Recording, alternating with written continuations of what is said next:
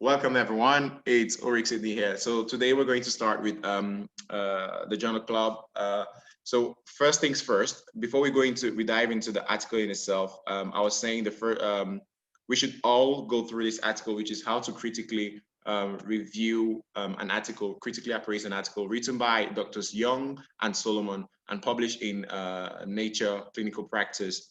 I really like this box one. I think everyone should go through the article, but if you have to remember anything from this article, definitely remember box one, the 10 questions. So question one is a very basic. Is the study question relevant? Now, we all went through this when we did the research methodology lecture when we said we should always try to ask that question, is the study relevant? And we had a framework actually for that. Let's just remember that since all articles nowadays go through peer review, they will generally be relevant. So it's actually pretty exceptional, rare that you'd find an article that's not relevant. Nevertheless, if you're in doubt if an article, whether an article is relevant or not, remember what we said about the final criteria. I will just share that really quickly. I hope you can see my screen. It says final criteria for a good research question and study plan. We're looking at the feasibility, how interesting is the study, is it novel, is it ethical, and is it relevant? Always remember this question. So whenever you're going through a paper, try and have that process. Obviously, this is step by step, but what you do after a while is you almost do it intuitively. So the next one is, and please, I apologize to all those who are used to a journal club. We're just doing this so that we're all on the same page, because there's a few folks here who've never done a journal club. The next question is, does the study add anything new? It goes into this into the final criteria, right? The novelty of that study. What type of research question is being asked? Very important, because this determines whether the research methodology is the right one, right? When we spoke about research methodologies, we said we could generally have quantitative studies and qualitative studies. In one situation, you have a deductive approach. In the other, you have an inductive approach. So if you're trying to explain a phenomenon, what you want is not necessarily just quantitative methods. You're trying to explain why a certain phenomenon may be happening. It will be interesting to have a qualitative component to your research. So you want to keep that in mind. Even in a quantitative, right? If you're trying to prove a causal relationship, there's certain types of study designs that you must use. If you don't use those study designs, then you won't be able to prove a cause to effect relationship. So again, always try and ask yourself, have the authors clearly stated the research question, and how appropriate is that question? Then the next is the study design appropriate? So these two go together. Did the study methods address the most important potential source of biases? Again, during the research methodology course, we went through all the biases based on different types of studies. And we spoke about, for example, observational studies and problems with like confounders. We spoke about retrospective studies and problems with recall bias and all the rest. So always keep that in mind. But there's equally bias that will be inherent to maybe the surgical technique, or maybe even to how the study was designed itself. Talking about blinding, for example, was it truly blinded? If it was blinded, is it ethical? So all those kind of questions. If you can, always try to find a protocol, especially for clinical trials, kind of studies, or maybe systematic reviews, scoping reviews that more often than not have protocols. Try and find a protocol and find out if the authors respected or followed the protocol. It is not an abomination, I would say, for you not to follow the protocol. But when you don't follow, if you're going to alter something in the protocol, then you need to update the protocol and post an amendment, and obviously justify why you're changing anything in the protocol. Now, if these things are not justified, or if the changes are not if the justification is not enough, I mean, then that weakens the study in itself. Um, does the study test a stated hypothesis? Well, this is more common in like quantitative studies, obviously, but we always need to ask that question. Is the statistical analysis well done? We're going to ask all these questions. And one of the biggest issues is this one, the ninth point actually. Always be careful, be mindful of when you read a paper, usually it's rare that there's major or glaring defects with the methodology or with the results. That there are a few minor issues, but the biggest issues with papers often come in the discussion and conclusions. You find someone describing one thing, and all of a sudden in the conclusion, they go and in trying to sell their results and study, they often go well beyond what they were actually testing. So when you get to the conclusion, try to remember what was the research question, what was the stated hypothesis, and do the results support the conclusions? Always ask that question. And you can't fault authors. It happens very often if you're already you're trying to get that paper past the reviewers and you're trying to make sure that they know how important your study is. It's not uncommon for an author to overstate the results.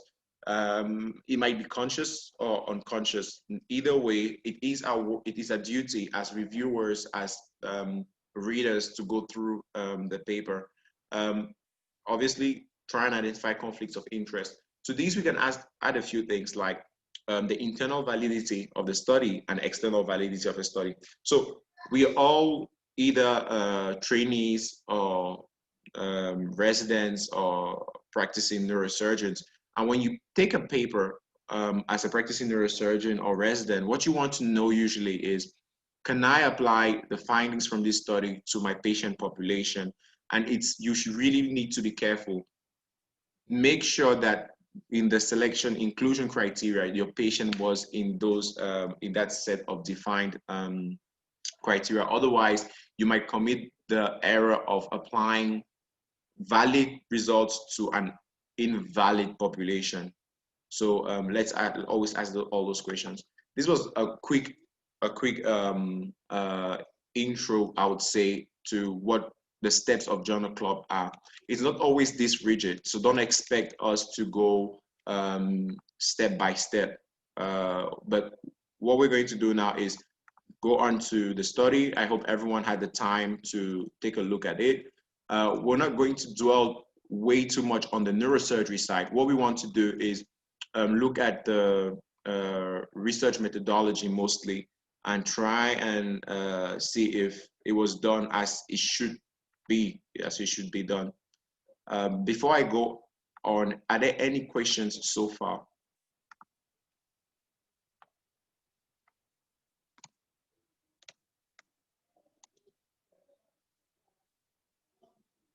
Let me see in the chat. I guess no. Okay. Well, please, if you have any questions, if you have questions, please go ahead and ask them. Now we're going to discuss this. It's not going to be a monologue. So here's the paper. Clinical trials landscape for glioblastoma. Is it adequate to develop new treatments? So let's start with the easier stuff. Do you think this is relevant? Do you think the question was relevant? And yet, if yes or no, please let us know why you feel that way. Yeah, I think it is relevant looking at the fact that we want to see if at all these clinical trials are actually working, if any of the treatments are working.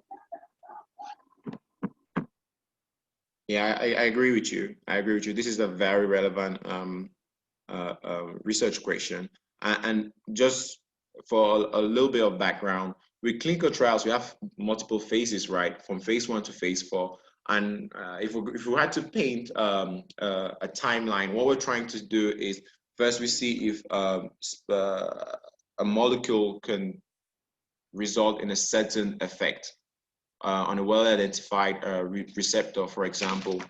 Usually that's done in the lab on cells. We can do them as well on animal models. And then the next thing we want to do is prove that this works in a human being. And beyond that, we want to prove that there is that the drug is actually safe and that the drug actually does what we think it does. And all these steps actually, what we usually notice is you see a very large number of studies, usually from phase 1, phase 2, and as you're going ahead, the number of studies just keeps dropping and dropping. That goes to say, even when you're reading a paper, if it's a phase 1 study, don't be quick to conclude that this will work necessarily in a clinical scenario, because there are a lot of things that impact whether a drug works or not. And in the case of glioblastoma, the authors did a very good job in the introduction. This is one of those papers you want to take a look at when you're writing your own paper. They take the time to, in the background, tell you why should you be interested in this. Well, first, they tell us glioblastoma is one of the most aggressive cancers, poor overall survival. So they've set the ground. And the next thing is, we're all trying to find effective therapies. And the question is, are we doing it the right way? Are we doing it the right way? And it's difficult to argue with that. It's difficult to argue with the fact that this is a relevant research question. Now, what would you say about, if you're asking this question, what do you think is a good way to investigate this kind of question?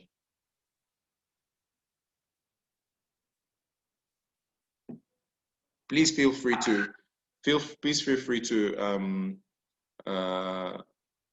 unmute and speak. Let's make this more of a discussion.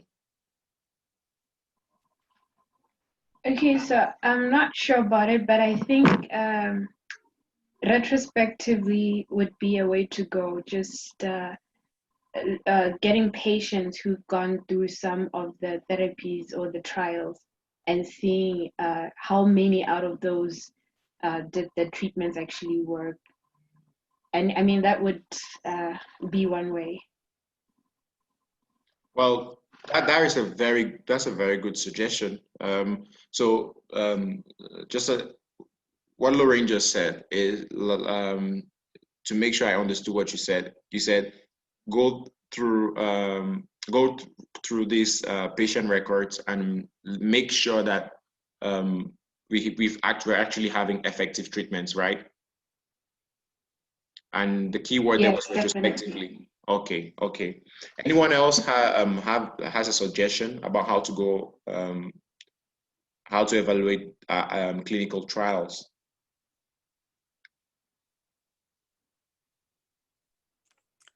Hi everyone.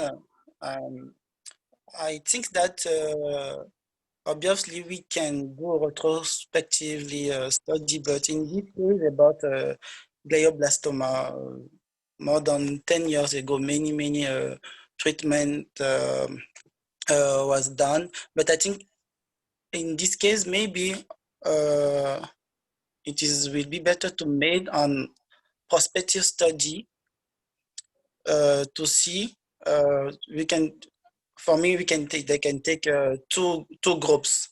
One group, they can do retrospective study, and the second group can do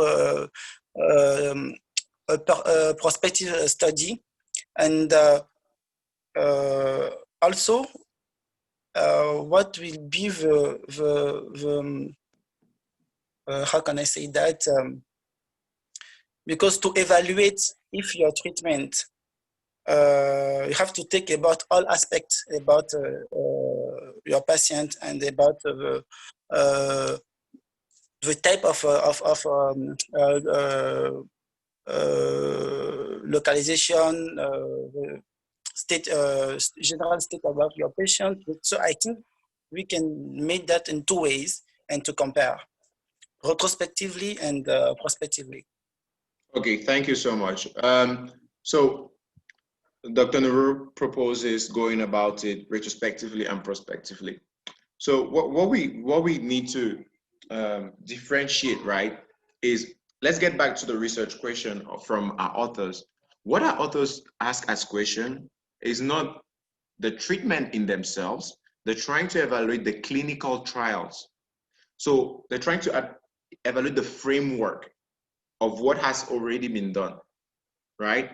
Because if you're trying to evaluate a treatment, then you need to have an intervention, which could be, say, surgery, radiotherapy, or a drug, or a form of chemotherapy, and then you have an outcome. And in that case, you can do what Dr. Nuru said. Now let's discuss those things. If you're going through, if you're trying to evaluate an intervention, be it chemotherapy, surgery, radiosurgery, for example, then one of the best ways, one of the best evidence that you can have is to go prospectively. So as much as you can, you need to go prospectively. That's if you're evaluating an intervention to get a clinical outcome. But the question our authors are asking is, all the clinical trials we've done in neurosurgery, are we doing it the right way, right? Are we respecting how you should set up a clinical trial? One of the easiest things would be to think that a clinical trial should go through the different phases, phase 1, phase 2, phase 3, phase 4, and should be getting information from the previous phase and building upon that, and not like dissociating from this. One of the elements usually is the outcome. Let's explain this. Say you did a phase 1 clinical trial and you have a drug X, and you're using drug X to increase survival of patients, and you say, oh, drug X can improve patient survival by 3 months, which in glioblastoma is not negligible. It's actually good, or it's okay, we'll say. Then you go to phase 2 or phase 3, and for some reason, the improvement is not clinically or statistically significant. Remember that you need to have those two levels of significance. You need to have a clinical significance and you need to have a statistical significance, and you need to be able to interpret those two. When we talk about statistical significance, to put it simply, without going into the woods, you'll be talking about, oh, let's say we define a p-value. We said generally we'll have a p-value threshold at 5%, right? So if the p-value comes back less than 5, we'll say, oh, it's statistically significant. Now, so all things that are statistically significant are not necessarily clinically relevant. Say you are testing a drug in 2 patient populations. In one patient population A, you give the drug. In the other population B, you give a placebo or the standard of care. It's rare that we give placebo now. So you give a drug that's already on the market, which is the best available drug. And you find out that there's a statistical significance between the overall survival of the 2 populations. It's like p-value equal to 0.0000001. But then when you look at the difference is 1 day. In one drug, which is supposed to be the new drug, only gives you 1 more day. Is that enough? No. No, it's not enough. So it's not because something is statistically significant that it is necessarily a good outcome, right? You need to use your clinical acumen.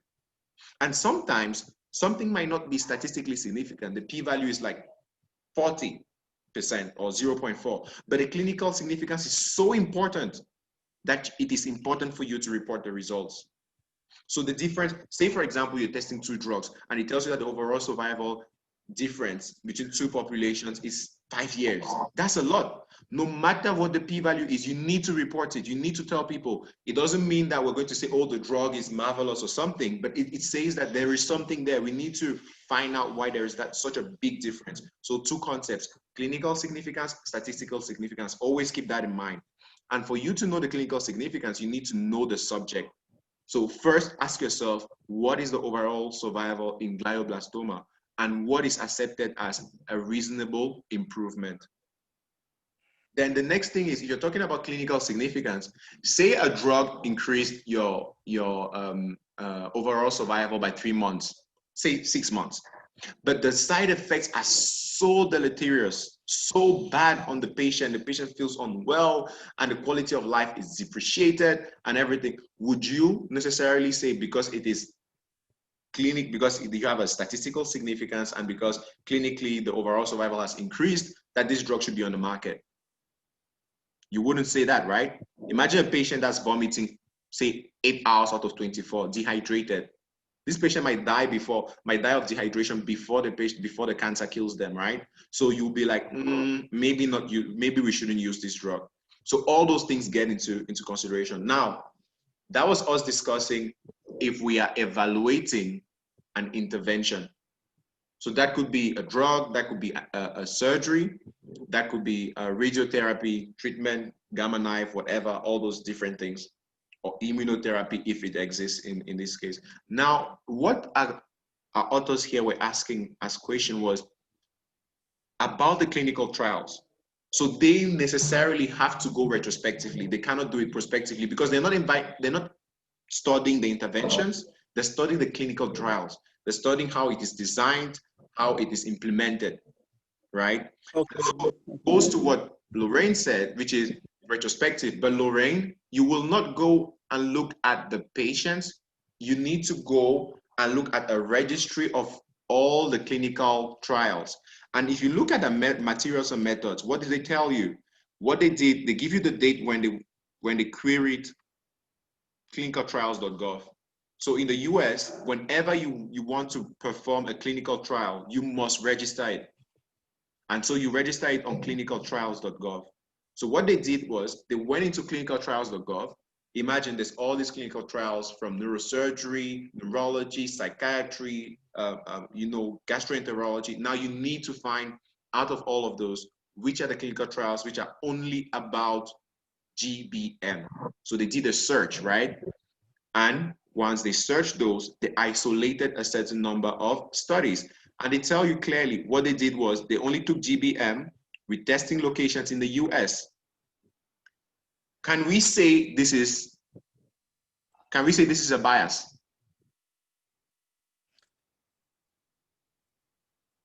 I think yes. Yeah, it is a bias, right?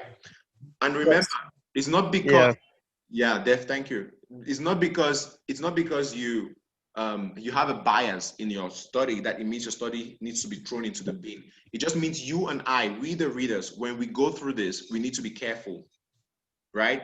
Because we need to ask ourselves the question, well, what proportion of glioblastoma research is done by the US and what proportion is done by non-US researchers? Imagine someone told you after you read this paper that Japan, for example, is responsible for 60% of glioblastoma research in the world. Would you interpret this study the same way? No. No. Exactly. No. So keep this in mind. So one of the things they said was they limited the GBM studies to those which had testing locations in the United States. So keep that in mind. That is an issue. Then the next thing was they only considered start dates from January 1st, 2005 to December 2016, which means that all studies that were performed before 2005 were excluded. Yes. So this is a potential bias, right? But you Yeah. right. So imagine if you're like, oh, this is a bias, and they tell you, well, clinical trials only started recording clinical trials in 2005. If they say they only did that in 2005, then the bias is negligible because you don't have data from before 2005. Okay. So you don't just go and say, hey, oh, this is terrible. No, no, no, no. You need to wait. Take your time, do some research. You can go on clinicaltrials.gov and see when they started recording that information. And you can actually reach out to the authors, write them an email. Okay, this is how you make relationships. After this, for example, you can send them an email saying, hey, how about I read through your article, I wanted to know this, but it's always good to do some personal research first. Before we go forward, I want to read Gideon's question, if you don't mind. So Gideon's question is, I thought they only chose studies in the US because the clinical trial guidelines are the same in the region. Again, thank you, Gideon. So this is what goes to the justification, right? Gideon gave the justification already. What I was doing was, first of all, pinpointing. So when you're reading the article, the first thing is you're saying, hey, why the US?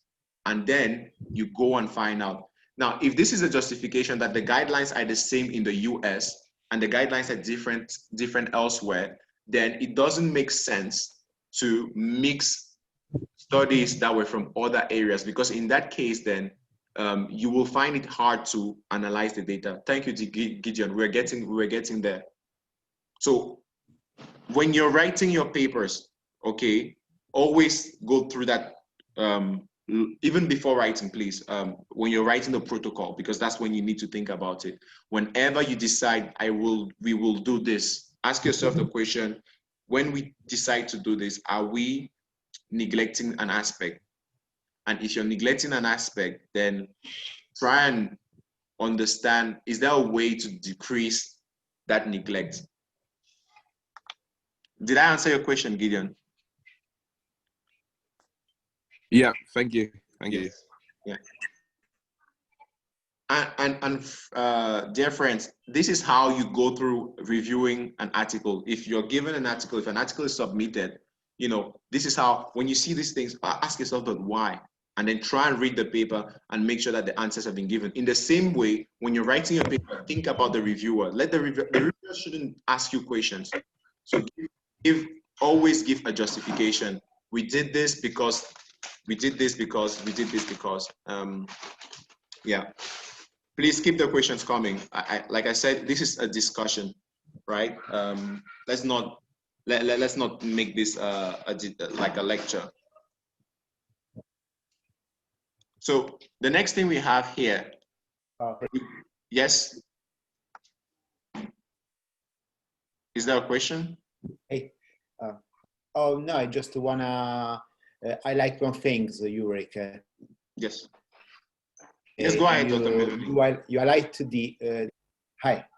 Is about the timing. You search is until 2016, and that's very important because in 2016 there is a new classification about glioblastoma. So this could be a potential bias because now we know more than one type of glioblastoma. There is the IVH wild type, other types. So it's very important to know that and say, okay, this is retrospective and just consider one single type of glioblastoma. Now, in terms of improvement of therapy, we need to distinguish immediately several types of glioblastoma. Thank you so much. That was fantastic, Dr. Meloni. Absolutely. Again, so for those who attended the sessions, the previous sessions this month, remember we had a presentation on by Dr. Ushewu Kunze on glioblastoma, and we had a conversation about genomics and how they intervened in the classification of tumors, and we spoke about the most recent classification of the WHO, which is an updated version, and the fact that there's going to be more information coming in due to molecular biology. That proves today that histology alone doesn't determine the disease course or response to treatment. And that's what Dr. Meloni is saying clearly, that after that date, we now accepted that you don't just say glioblastoma. Glioblastoma is not just one disease, it's a spectrum. And so in that spectrum, you're going to have a lot of differences. And again, you know, it's a good justification. If they tell you this is why we started 2016, yes, it's a potential bias, but it's a good justification, because if you go beyond, when you have different difficulties when someone tells you, hey, we're doing IDH wild type in 2017, and when someone in 2005 didn't mention that. So again, thank you, Dr. Meloni. Thanks. And to add more what Dr. Meloni said, it is you should know that nowadays glioblastoma depends of the type of genomic you can extend the overall survival to 1 year and I think 18 months. But before 2005, everyone said the glioblastoma, you just have 6 months, 10 months survival. So since now 10 years or 15 years, we correct. In fact, we classified the case of. Oh, sorry.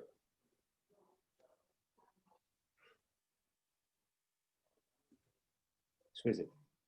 I think Dr. Nuruyok, I think your network was breaking, so we didn't hear the last part. Yeah.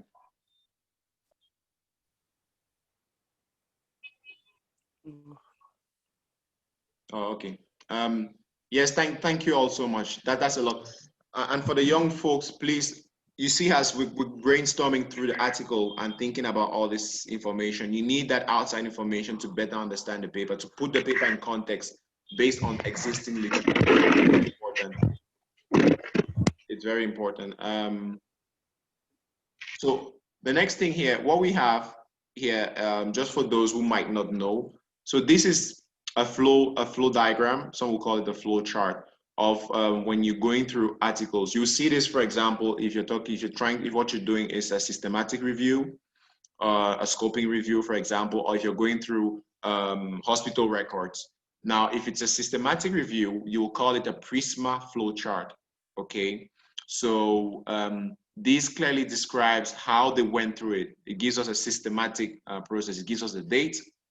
Here they found 802, and then they excluded this many articles. They tell us why they excluded the articles, and then so on and so forth. And we go all the way down to the final data set.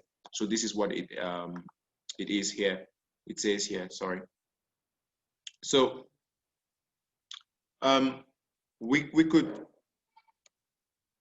again keep the questions coming. Okay, feel free to ask questions. Feel free to ask questions if there's anything you read or anything you didn't understand. Feel free to ask questions. We have enough expertise here from Dr. Meloni and Dr. Nuru to answer your questions.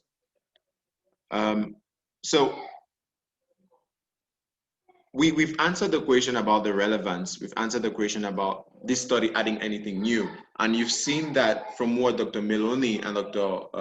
Nuru said, from all these changes in neuro-oncology, this study was helping, actually, was giving us an idea of what we'd done before. You would imagine that from the recommendations of such a study, those who did clinical trials from 2016 afterwards were able to benefit from the information gained in this article. Then we'll ask, was the study design appropriate for the research question? That we answered, right? We said yes, because we're trying to see over that time period why whether it was appropriate or not. And was the study performed according to the original protocol? For that, we'd have to find the original protocol and compare with the existing with the current manuscript, basically. Just going to attract your attention here. Notice how when they do something, when the authors do something, they let you know what the which investigators did what, okay, with the initials. So they say, after retrieving the list of these associated publications, reviewed by 2 investigators, AMVRR, and you can find who that was. So very important as well. So when you're doing reviews, make sure you highlight those. And I would like to attract your attention to another thing. Here, what you notice is that multiple clinical trials, and they have different endpoints. I would like to bring everyone back to when we had the research methodology video, and we said when you're calculating the sample size, one of the important things is your endpoint and the clinically relevant differences. Because if you have the same intervention and you change your endpoint, it equally changes your sample size. Always keep that in mind, okay? Because again, let's get back to neuro-oncology. There are a few things that one of the biggest end goals, obviously, is survival, right? And we can code that as a binary, just saying yes or no. where yes, the question could be, is the patient still alive? If the patient is still alive, yes, we code that as yes. If the patient is not alive, we code that as a no. Now, that is what we call an event. That's a binary event. And the time from when the patient was seen on the first day to when their event of, in this case, the event of death occurs will give us what we call a time to event. Okay, so let's say we see a patient, so day 1, and on day 10, the event which we're looking for is death, right? And on day 10, they die, for example, unfortunately. So the event has occurred. Now, the event might not occur by the end of the study, because for each study we have a time period, a time window during which we are following the patients. It's rare that patients are followed all through their lives, really rare, because those kind of studies are very costly and very difficult to control. So it's difficult to do randomized clinical trials with them. So why is this important? I just want to get back to one of the things that you will see a lot in neuro-oncology. Remember, we said an event, let's describe the event to be death, and time from when we started the study or when we started following the patient to when the event occurred. If the event doesn't occur, and let's say we're following the patients for 5 years, for example, if after 5 years the event doesn't occur, literally what that means is the patient didn't die after 5 years. Okay, I hope everyone is on the same page. So if after 5 years the patient doesn't die, which is a great thing, what we have is what we call censored data. So the patient reached the end of a study and didn't die.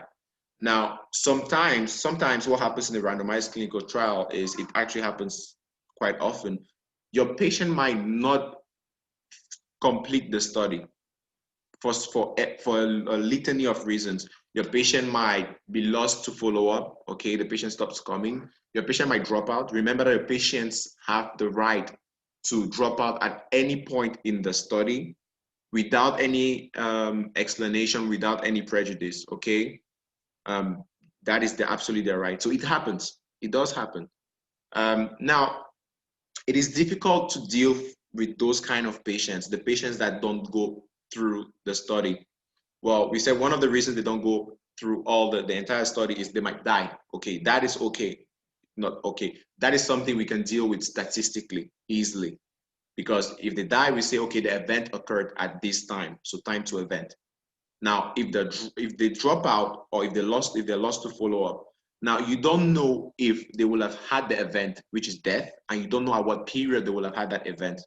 So it becomes a difficult problem, and you cannot just exclude them. You can't just say all the patients that didn't complete the study, we take them out, or we consider them as though they were all going to live, or we consider all of them as though they were going to die. You can't do that. That's a big bias. So please always look out for that. Always look out for how the authors dealt with that kind of data. So you look it through the protocol, the methods of the clinical trial in itself, and then what you're looking for is, did they, for example, analyze the data based on intention to treat?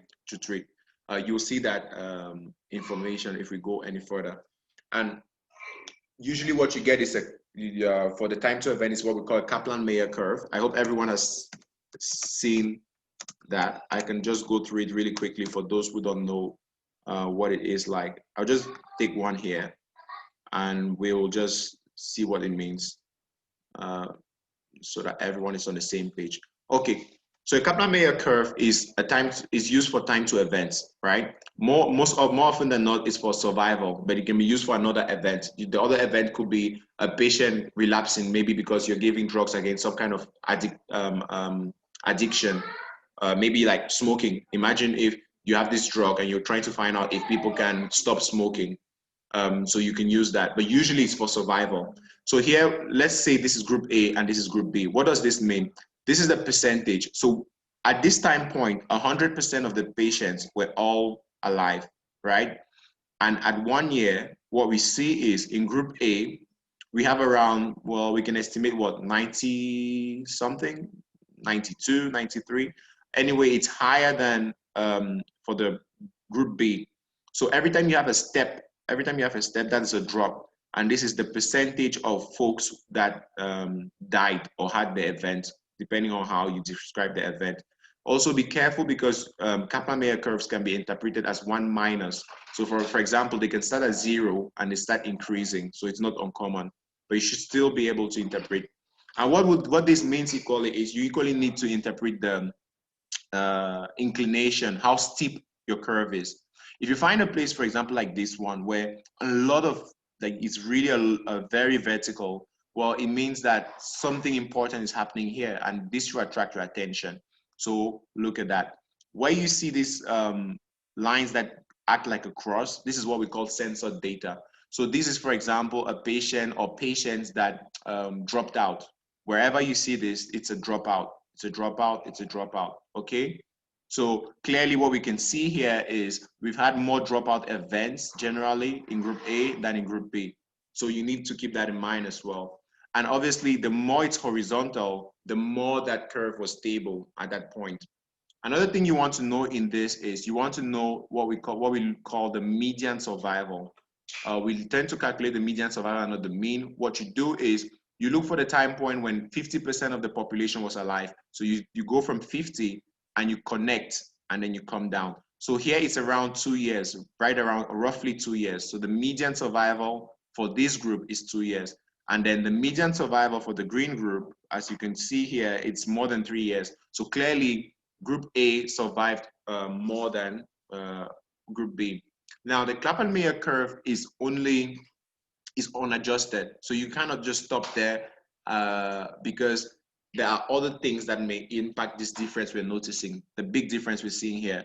Other things can impact them. So if you want to make it, to be sure that it's that the differences are actually due to what you're testing, then you can go further and do some kind of regression analysis. The regression for time to event is called the Cox regression. We're not going to go into that, but just know that if you use the regression analysis, then you're trying to do away with all the different confounders and trying to set them aside to make sure that the differences you've noticed are actually due to what you're testing.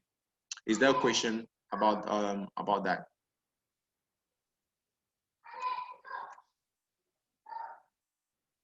I guess no. I hope I didn't lose anyone. Okay. So when we're talking about outcomes here, you remember? That's not impossible. No, if you have a question, please ask. Don't feel, ask your questions. Ask your questions. No. Go ahead. Okay. I will come back with it. So this is for the Kaplan-Meier curve and overall survival. So this is one of the things that they were studying when they were doing this study. When they went to those different clinical trials, what they did was they looked at overall survival and they used this kind of information. Another kind of information they did, they used, as they said, let's get back to it. They said here what they extracted. Hold on, introduction. Let me just make sure we have it. Yeah, it was PK. I hope I am sorry. PK. Ooh. So another, I'll find it. Another one is the time to progression-free survival. So that equally is important. So and so you want to be careful not to compare a study that had one outcome that was, for example, overall survival, and another study that was comparing progression-free survival, right? The two studies might be about the same drug, about different drugs. If they don't have the same endpoint, it's difficult to compare them. So be careful, watch out for those things. Do they have the same outcomes? And now we can take this time to talk about these outcomes and how we compare them. I hope we've all heard by now of systematic reviews and meta-analysis. So meta-analysis is an additional component, I would say, to systematic reviews. Once you've reviewed the literature, you've come up with the results. You say, oh yeah, this is what has been published by this person in so and so place. This is what they're doing. Now, if you're trying to compare two interventions, let me show you what we mean by here. Let's take this here. Here we have bevacizumab, and then, for example, silengitside. So if we're trying to compare these two, we can use the meta-analysis, for example. And in the meta-analysis will take into consideration all we discussed. It's going to take into consideration things like bias. Was the study biased? And if it was, how biased was it? The meta-analysis will equally ask questions of the outcomes. Did the two studies evaluate the same outcome? Other things like, were they the same populations? Because imagine in one study, you use this drug A, and you have patients that are really advanced in disease. And then in another study, you use it on patients that have what we will call low-grade gliomas. You know, it's difficult to make those kind of comparisons. That is why you need a meta-analysis to take into consideration all those little differences. And then at the end of a meta-analysis, you're able to say, hey, we found that when we compare treatment A against treatment B, this is what we had as results. And these results were statistically relevant, they were clinically relevant, and we feel this should be a recommendation. So at the end of your meta-analysis, you come up with a grade. Grade is actually an acronym. And then you can say that, okay, we feel this is a recommendation of this level. Okay?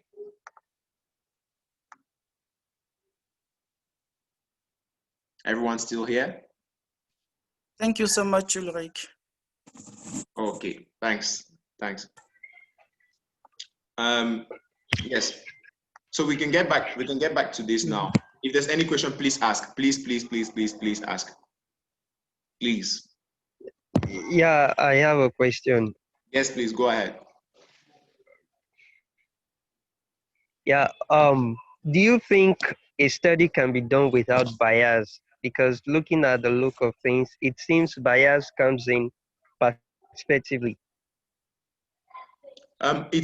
So do you think a study can be done without bias?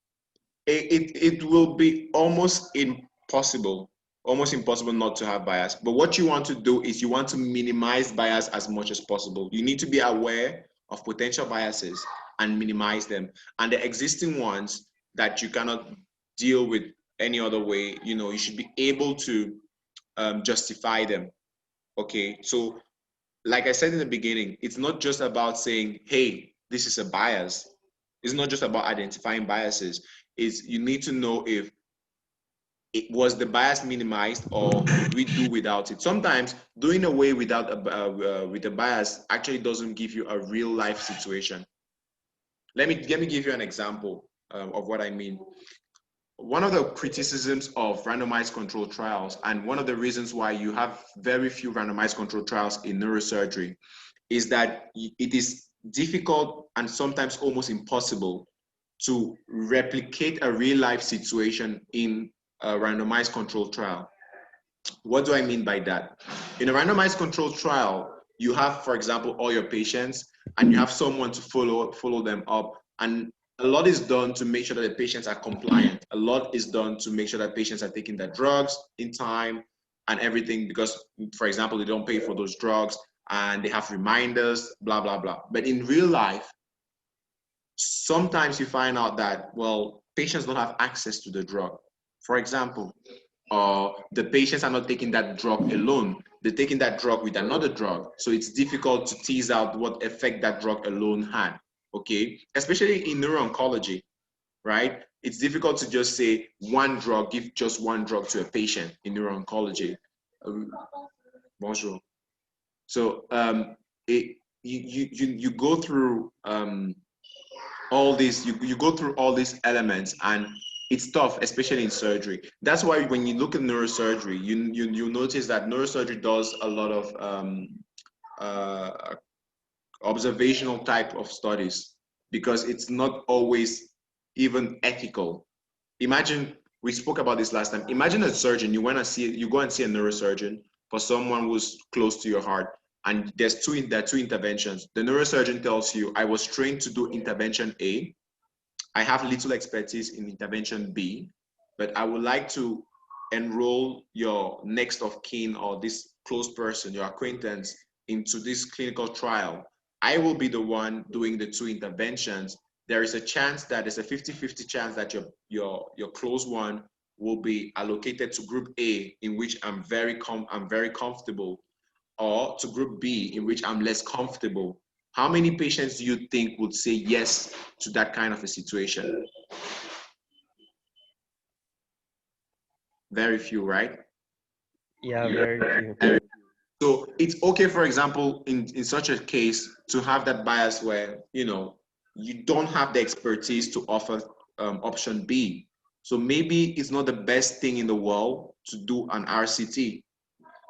Okay. So what you need to remember is we're not just out there pointing at biases and saying, oh, this is a bias and the study is terrible. No, it's a bias. Was it reduced as much as possible? And is it justifiable? That's what you want to do. So when you're reading through the article, make sure that you find out if it is justifiable. I hope I've answered your question. Yeah, you did. Thank you. Okay. Please keep them coming. Keep them coming. So here what we see in our results table. First of all, this is interesting. I think this is very interesting, and I hope everyone noticed this. As many as 3% of those studies, it wasn't clear what phase of the clinical trial was done. But remember, these are published studies, but it wasn't clear if it was phase 1 or phase 1 and 2. So when you become reviewers, when you become investigators, please make sure you give as much information as possible, okay? Otherwise, it's difficult when we come back to review studies to find out, to understand what was happening. So 3%, I mean, it's not negligible. Phase 1, a third. Phase 1 and 2, 20%. And what we see here is between phase 1 and phase 2, we had, look at that, the majority. How about phase 3, 4%? Phase 4, 0.2%. This should attract your attention. Why? Because very often we find a lot of promising stuff at the level of phase 1 and phase 2. It's always promising. It's always, we found this new target, this new drug, and we expect this. But it's so difficult to translate what was found at phase 1 and phase 2 into phase 3 and phase 4 clinical trials. So that should definitely attract your attention. And this is very interesting. I mean, as a result from the paper, this is the table 1, which gives us the very basic information. Equally interesting is the trial status, because it lets you know how, I wouldn't say how credible, how much importance you can give to these results. If most of the studies, the trials have been completed, then you know you can make a definitive judgment. If they're still ongoing, then you will probably be you'll probably have some caution in your conclusions. And obviously this is just as important, right? GBM, newly diagnosed versus recurrent, very important, very important. 2 different types of diseases, even without the molecular biology. If it's a first time tumor versus a recurrence, very different there. So another thing they did here, I want all of you, the young ones, all the young folks here, to remember, feel free to reach out to the authors of articles, just so that we all see it, for those that might not know.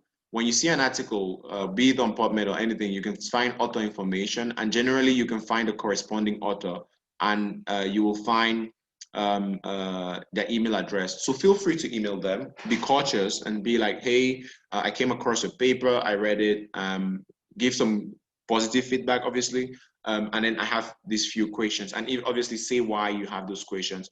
A lot of time, very often, folks are very happy to answer these questions and be like, hey, oh yes, definitely, I'll be more than happy to attend to your questions. So if you're reviewing information and there's something that's lacking, feel free to reach out to them, because sometimes there's some data that didn't get published and that you might need to ask. And this goes into what next time we see a study with meta-analysis, we'll talk about publication bias. Just to cut it short, there's a tendency to publish positive results. As in, if a clinical trial goes through and doesn't find that the drug was effective, the intervention, there's a tendency either for it not to get published or not to get published in the high impact factor journals. So because that happens, there is a certain publication bias where a lot of information finds itself in the positive one in certain journals and not in others. There's a way to actually detect publication bias from meta-analysis, so we can speak about that next time. But another form of publication bias is when you write your papers, when we write our papers, sorry, we tend to only report what was statistically significant. When we find out that something is not statistically significant, we tend to say, oh, nah, let's not report this. Again, that is a form of publication bias where we only give what we feel is important. But I hope everyone understands today that something might not be statistically significant, but it's clinically relevant.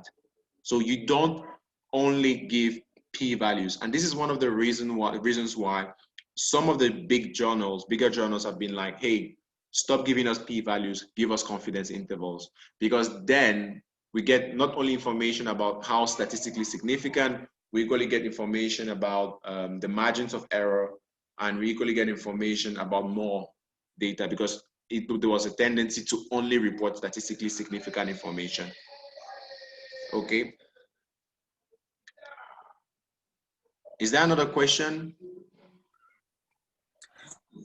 Yes, Ulrich, so you mean that it is better to calculate the confidence interval than p-value in, okay.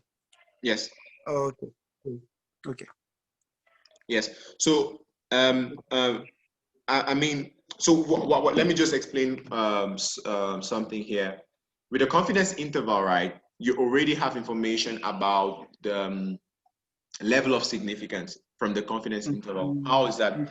Based on whether you're doing a student's test, which is, you know, this everyday test we like to do, things like chi-squared and all those, you know, bivariate analysis, Kruskal-Wallis, yes. Or if you're doing ratio analysis. Now, when you're doing ratio analysis, if the numbers of your upper limit and your lower limit have in between them, they have the figure 1, then it's not statistically significant. What I mean by that is, say the lower limit of your 95% confidence interval is something like 0.3 and the higher limit is 5. Between 0.3 and 5, you have the figure 1. So it's not statistically significant, okay? Yeah, so when you're doing odds ratio, for example, relative risk, anything that is all those kind of risk information, absolute risk and all of that, when 1 is between those figures, then it's not statistically significant. But it gives us more information because it gives us the margin, right? A tight margin, a closer margin is like, precision is quite good. A large margin is like, come on. Now, if we're thinking about now the student's test, not the risk. In the student's test, what we're looking at is the figure 0. So if we, on one side, we have a negative value and on another side, we have a positive value, then that 95% confidence interval is not statistically significant. Let me repeat. If you're doing just students' tests, if you're doing things like Kruskal-Wallis, if you're doing things like ANOVA, and so on and so forth, those kinds of tests, maybe I can pull up those tests so that we can all see them. I've already shared them with the group before. Just give me a second, please. Bear with me. Let me share this really quickly. Okay, these kinds of tests, two sample t-test, Wilcoxon, rank sum, blah, blah, blah, all these tests, right? When you do a 95% confidence interval here, so long as 0 is in between, that will mean literally that there's a negative number at the lower limit and a positive number at the upper limit, then it's not statistically significant. But beyond that, remember, even if it's not statistically significant, we want to see the margins. How close are the lower limit and the upper limit? That gives a lot of information as well. And we equally want to know the magnitude of that association. It's equally important. Now, if we're talking about risk, odds ratio, absolute risk, relative risk, then 95% confidence interval tells you if it's not significant. It's not significant if the values are on both sides of the figure 1. Okay, so something less than 1, something bigger than 1. Because, and why is that the case? Because to put it really simply, when we're doing these kinds of tests, what we're looking for is a difference. And so if you're doing a difference, your null hypothesis is that there is no difference. And if you say there's no difference, what that means is B minus A equal to 0, right? When there's no difference between two values. If B minus A equals to 0, then B is equal to A. I hope I've lost no one. That's really simple, right? Yes. Without saying, so say we're talking about survival. We say we give 2 drugs. In one case, we give drug A, in the other case, we give drug B. And we're saying that the null hypothesis is there's no difference in survival between the 2 groups. If there's no difference, then they will have the same survival, right? And if they have the same survival, then that survival for A and the survival for B are the same. So when you do the difference, it will be 0. That's the reason why your 95% confidence interval is non-significant if it's on both sides of 0. But if you're doing a risk, be it odds ratio, absolute risk, relative risk, you're doing a division where you have a numerator and a denominator. If 2 values are the same and you put the numerator over denominator, then they give you the figure 1, right? Exactly. So that's how that's what it means literally. I hope that makes sense. Please, if you don't understand, ask the questions. This is why we want this session, because like we said, we want to make sure that in maybe 2 months, when we're writing our protocols for other research, everybody should be on the same page, okay? We want a team of Avengers on research. We want everybody to be killing it.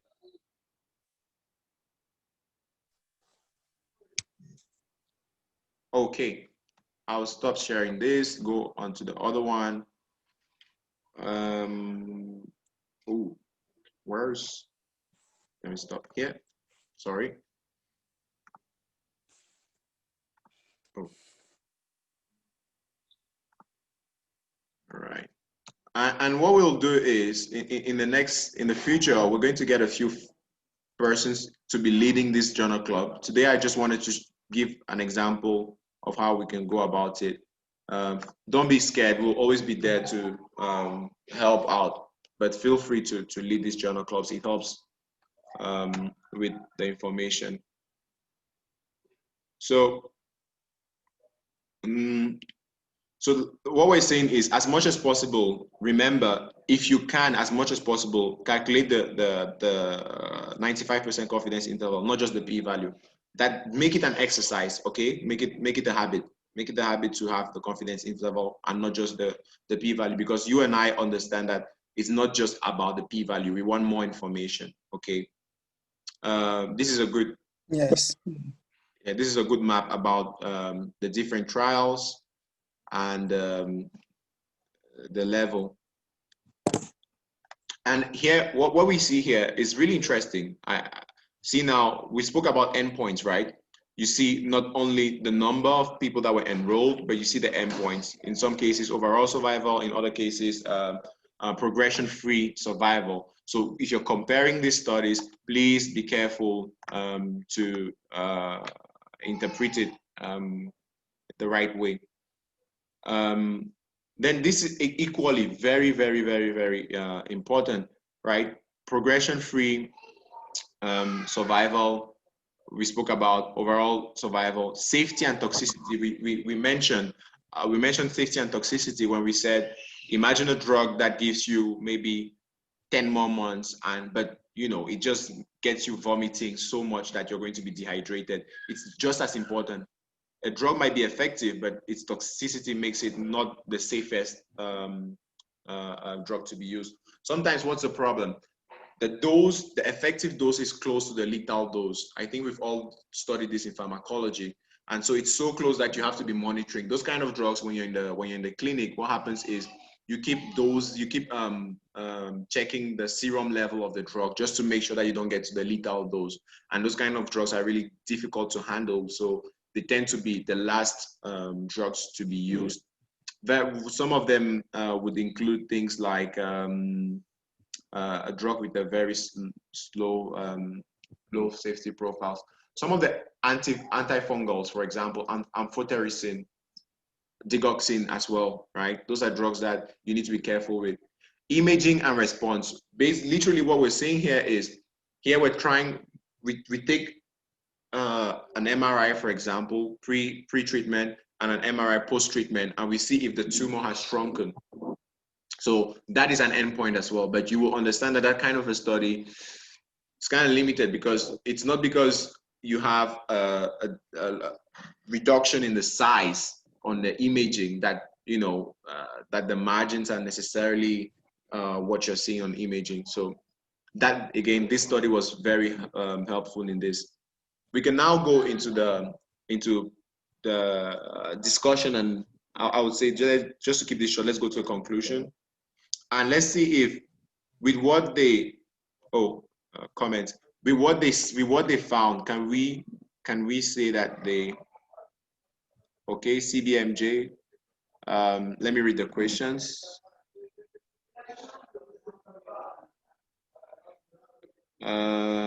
One of the reasons for lack of accrual. I'm not sure I understand your question. Please, you have to explicit. I don't understand what you mean by that. Under discussion precisely under long development times, it is said clinical trial sites take time to ramp up accrual, and this process must be repeated for each trial, reducing overall efficiency. One solution to these inefficiencies is to conduct more trials on master protocols which front load logistical delays and maximize ongoing accrual rates by lowering the bar for new therapeutic evaluation. Explanation of this, please. Yes, so notice, let's go to this. Great question. Thank you. Let's go to the thing about how long it was taking. But we'll get there. So here's what they found. They found that between the moment the trial started and the moment they were able to recruit all the cases, it was very long.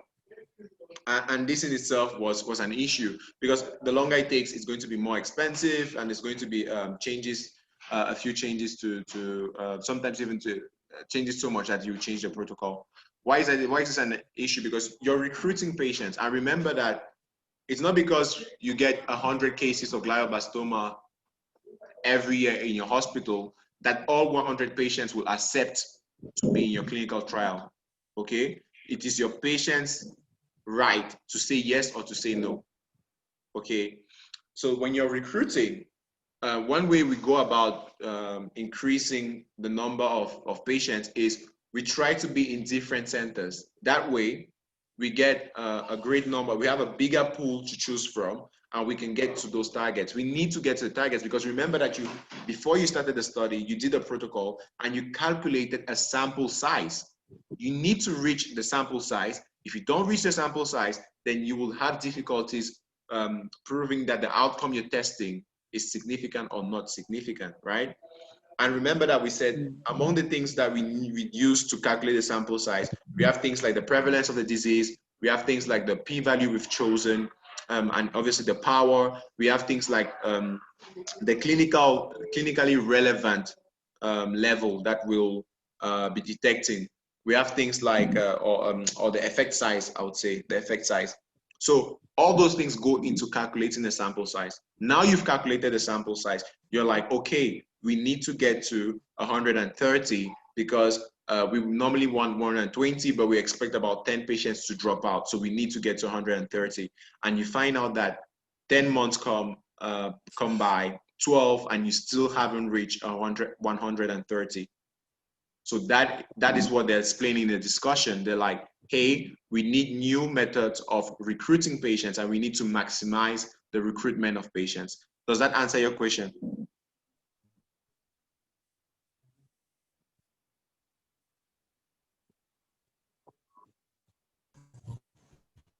Yeah, thank you. Okay, you're welcome. Yeah, thank you. Yeah, here is not about, here is not a, I'm just going to talk about, not a criticism of paper, just look what happens here. Structure of the discussion, try to write your papers this way. In your first paragraph, try to give the key findings, okay? Not all the findings, just the key.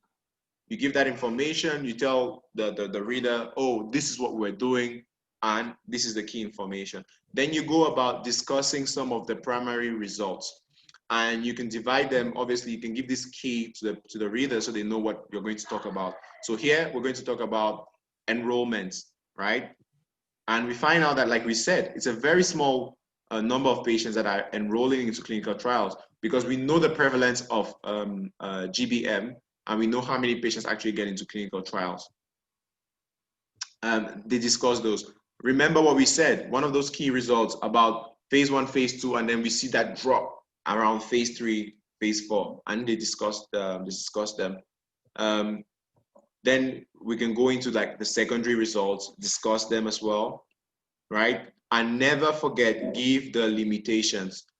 The question about do all studies have biases? Like, we always have limitations, and it's okay to say these are the limitations, but we think they are okay because this. You can give some information, and that's what they did. So always give the limitations, and then go ahead with the conclusion.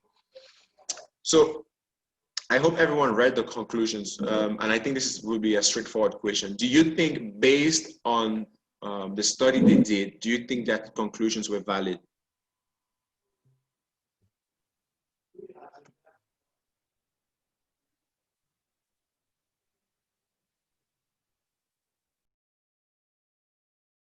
Sorry, I dropped out.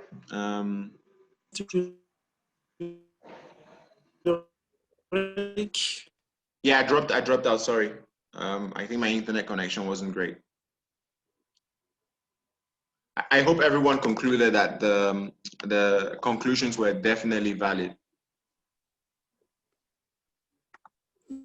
Yes. Okay, great. Yes, so thank you all for